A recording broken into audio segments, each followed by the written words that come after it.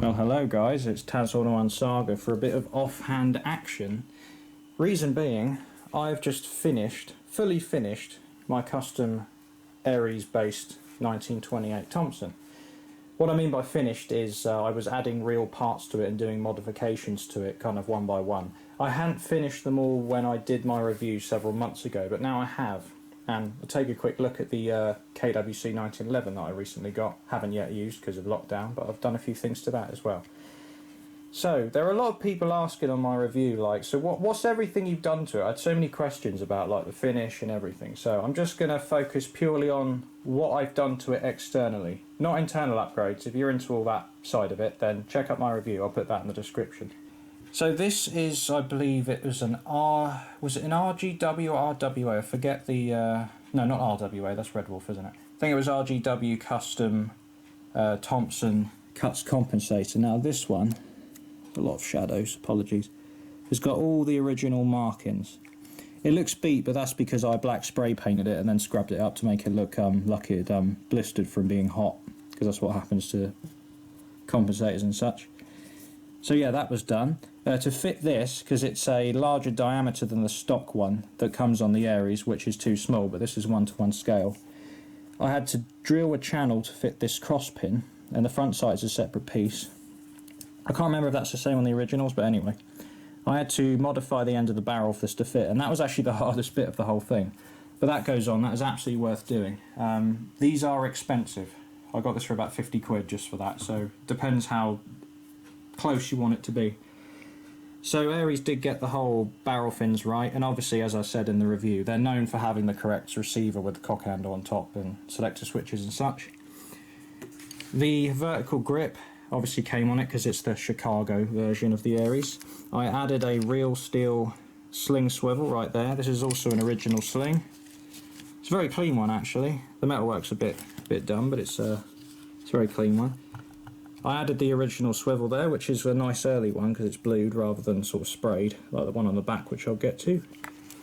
The whole upper receiver, if you want to call it that, was blued. I didn't touch the bottom because it's sort of quite finicky, but I went over it with certain chemicals.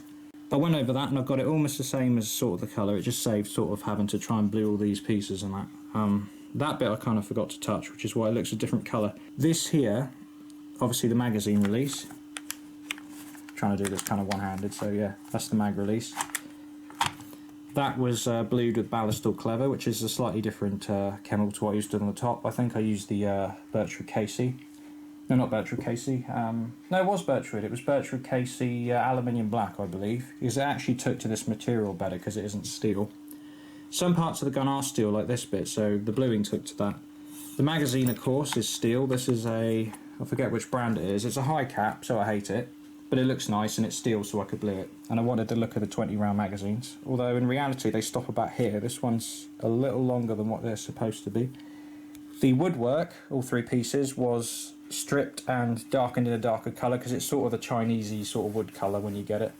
Which I thought was funny because on the pictures when they sell the Aries it kind of looks closer to this, but at least mine was actually quite a light colour when I got it. It was lighter than this anyhow. The selectors have also been blued, and I didn't put a protector on those. So when you're manipulating them, they actually wear like they would in real life, so they look a little bit silvery by now. The back, because I'm using the safety but not changing the fire mode, so you can sort of see how fingers on bits wear things off. So the top then, because it's probably my favourite bit actually. So I'm just moving the viewfinder. The rear sight is usually originally all black. But I silvered that to where it would be on the real one. It is non-adjustable, it's just imitation screw and all that, which is kind of a shame, but you're not really going to be using it. They didn't really use it in reality either, because it's a submachine gun shooting 45 ACP. It's not exactly something you shoot a point target with at 600 yards, but hey-ho. As a quick detachable stock, just like the real one, of course, which is another reason that the Aries gets extra points, because this is the only brand. I think the new King Arms one uses an M1 stock, which is incorrect. Even though they got the receiver right, they've still got this wrong. So Aries is still in the lead.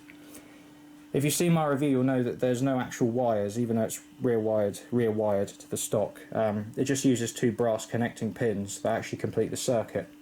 So you cannot use an original stock with this piece on it. It has to be an Airsoft piece.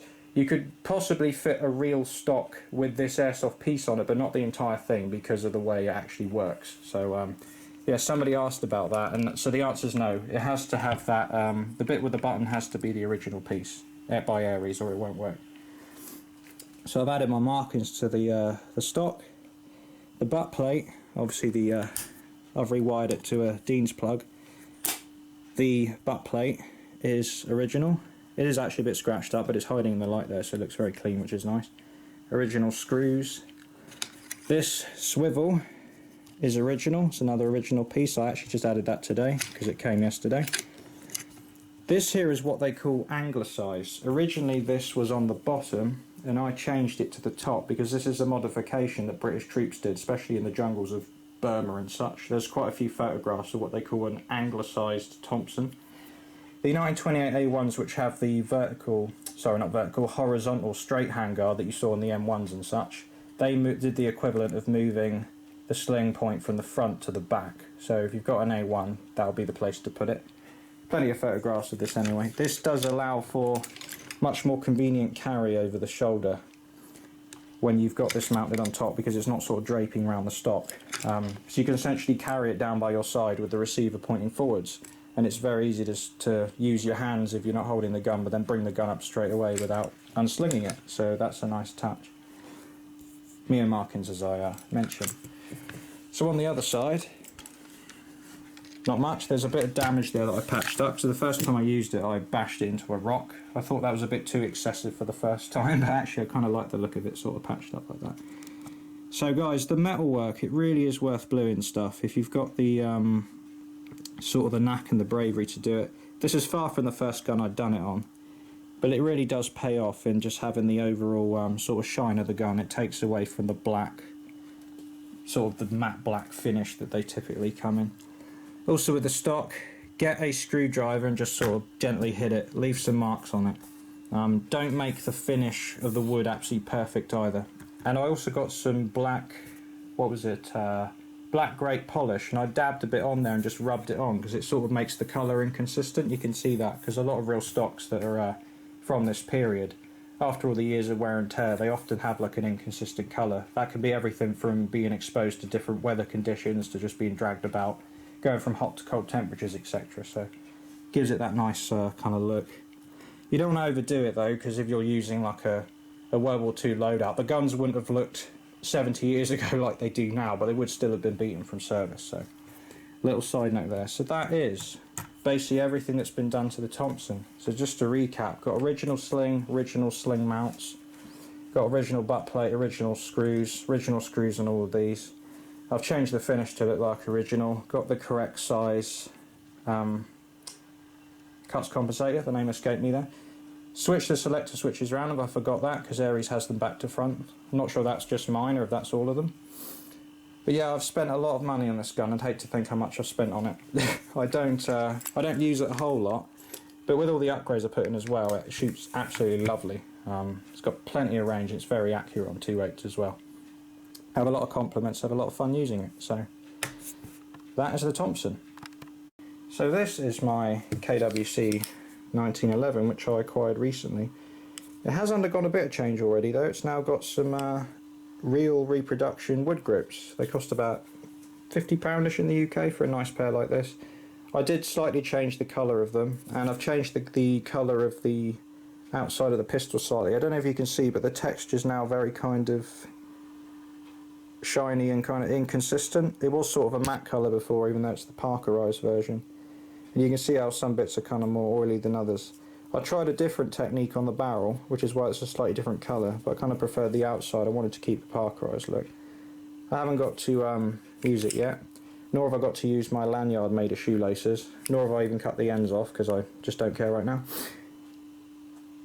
I fired it though. It's it's fun to fire. Obviously it's CO2, so you got a nice big bulb capacity in there, so you get plenty of recoil and better in cold weather, I suppose.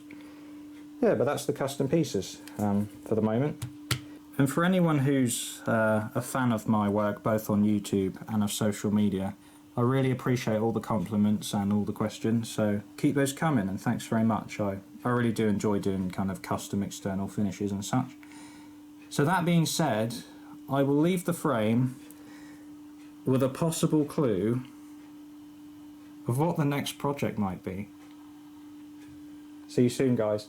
Please feel free to rate, comment and subscribe, and I'll see you in the next piece. Stay safe. See you soon.